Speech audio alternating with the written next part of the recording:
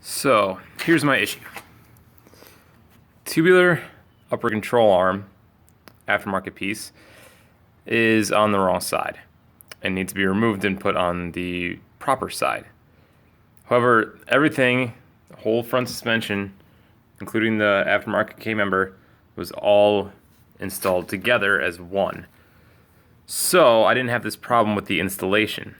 But right now, I have the bolts on top of the shock tower.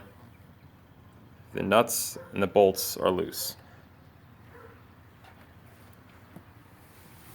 And there's nothing holding this up underneath. The lower control arm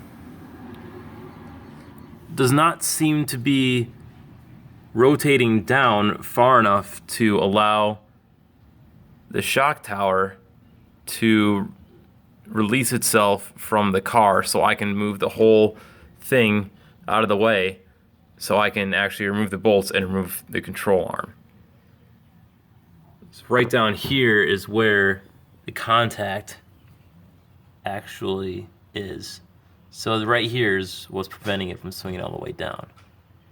So I'm really not sure what else I can do at this point. I thought about getting some spring compressors like these, putting them on the spring to compress the whole thing down so this all can become shorter so I could get it out from on top.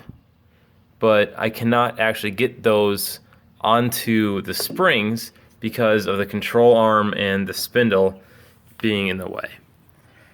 So to sum it up, the only way to get this thing out at this point is basically to either compress the shock and spring somehow, or bend this piece here, heat it up and bend it down to allow this to rotate farther, which I don't really want to do that either, or I try to let the whole K-member down, but I don't want that little thread depth holding the whole weight of the engine and transmission and everything to the car. So I'm out of ideas. If anybody's got any thoughts or insights, I'd really appreciate it.